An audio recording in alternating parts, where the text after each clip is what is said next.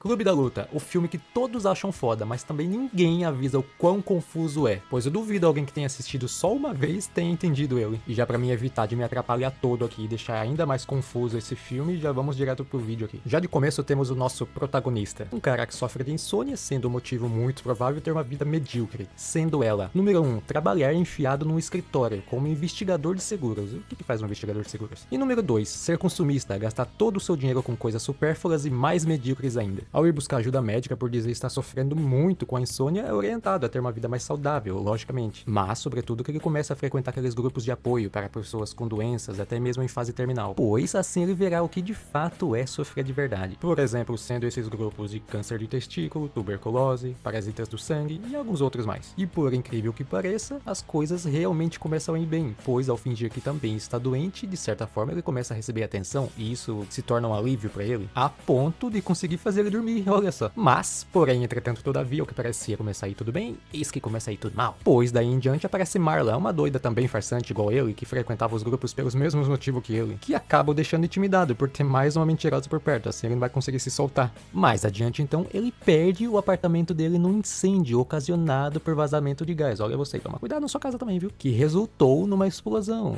logicamente, né? Senão não teria pegado fogo. E nisso, então, sem ter pra onde ir, ele vai e telefona pro amigo dele, Tyler Durden, tenho dificuldade pra falar coisa com R, pra arranjar um ombro amigo, chorar as mazelas e, logicamente, pra ter onde ficar, né? Porém, com uma condição, desde que eles caíssem na porrada. Olha esse amigo dele, é amigo bom, hein?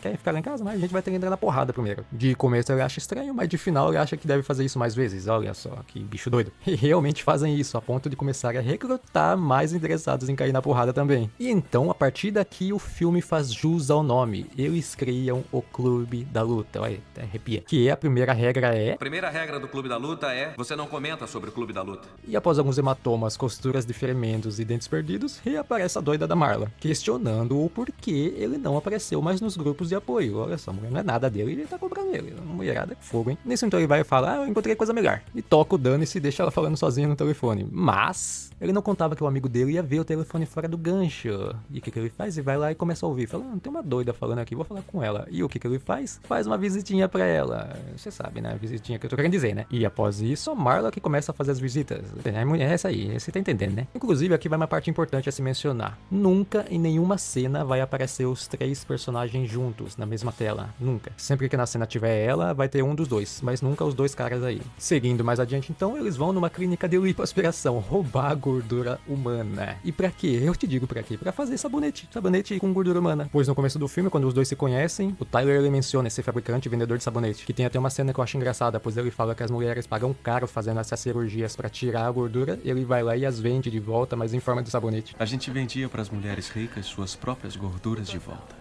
Porém, a informação mais relevante aqui é que o Tyler ele diz saber fazer bombas com os mesmos ingredientes, bombas caseiras. Pode construir todos os tipos de explosivos usando simples itens caseiros. E se você estiver prestando bastante atenção nesse vídeo, você vai lembrar que o apartamento do nosso protagonista aí foi destruído numa explosão, né? Então você já vai ligando os pontos aí. E mais adiante, depois de muita cena de porrada, explosão e incentivo para que você saia do emprego medíocre e vá trabalhar com o que realmente gosta, começa então o recrutamento para o mais novo e maior projeto, o projeto Destruição.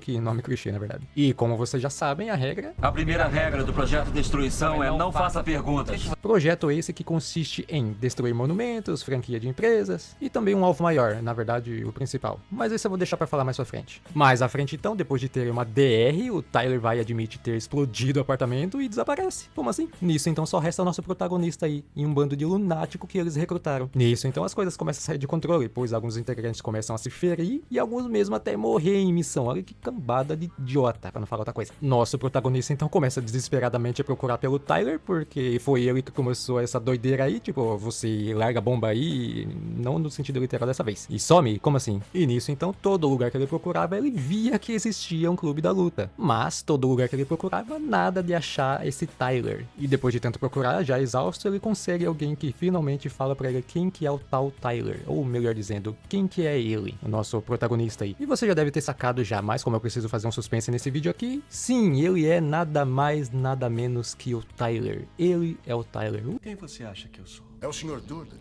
Foi o senhor quem me deu isto aqui. Seguindo então, e depois de perguntar pra Marla se as visitas íntimas que eles tinham lá, que eu mencionei no começo lá, você deve lembrar bem, né? Se era com ele, ela vai e o chama de Tyler, daí cai a ficha. Falei, sou eu mesmo esse doido, hein? Mas quem que é aquele outro doido lá que eu enxergo? Daí, nisso então, o outro reaparece, é só falar no diabo que ele aponta o rabo. Daí nisso, depois deles trocarem meia dúzia de palavras, ele começa a ter lapsos de memória. Lembrando que todos os momentos que passou até então, ele estava nada mais, nada menos que sozinho, com sua própria mente. Sendo mais específico, com a sua dupla personalidade. Bem, e aqui então voltaremos a falar sobre o projeto Destruição.